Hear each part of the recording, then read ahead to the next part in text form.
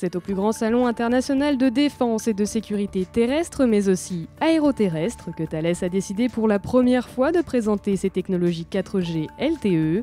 Développé sous la direction de Serge Ethuin, l'électronicien français a choisi son ballon captif de 10 mètres cubes pour illustrer une application de ces technologies.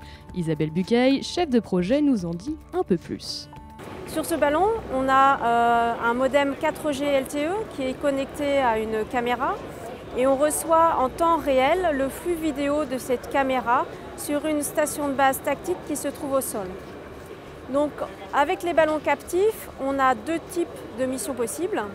Une mission d'observation qui est celle qui est présentée sur Eurosatory et on peut avoir aussi une mission permettant d'avoir une grande cellule 4G.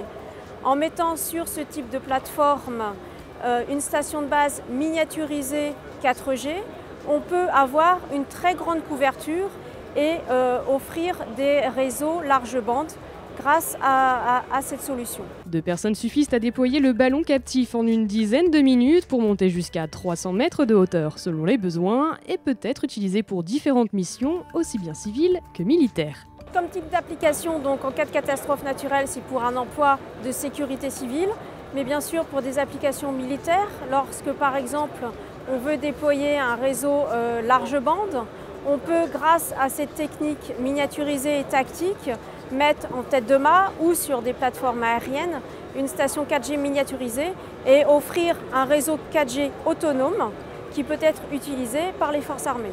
Débuté il y a environ 2 ans, le projet mobilise une dizaine de personnes au sein de Thales, qui estime à 1 an encore son développement.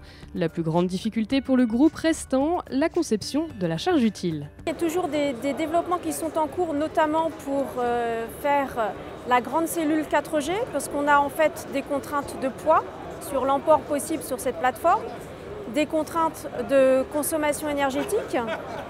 Et donc, en ce moment, on est en train de continuer à travailler pour faire le développement d'une station de base miniaturisée qui permet de fournir une grande cellule 4G.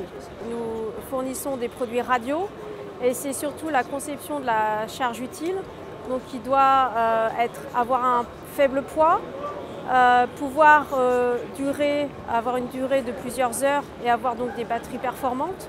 Donc c'est plutôt la conception de la charge utile.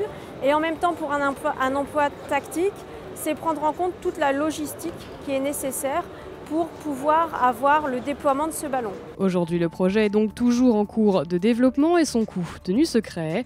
Il faudra encore patienter 1 an pour juger de sa pleine performance. Ce développement ferait par ailleurs partie d'un projet européen impliquant plusieurs partenaires. Thales en dévoilera les détails dans les semaines et les mois à venir.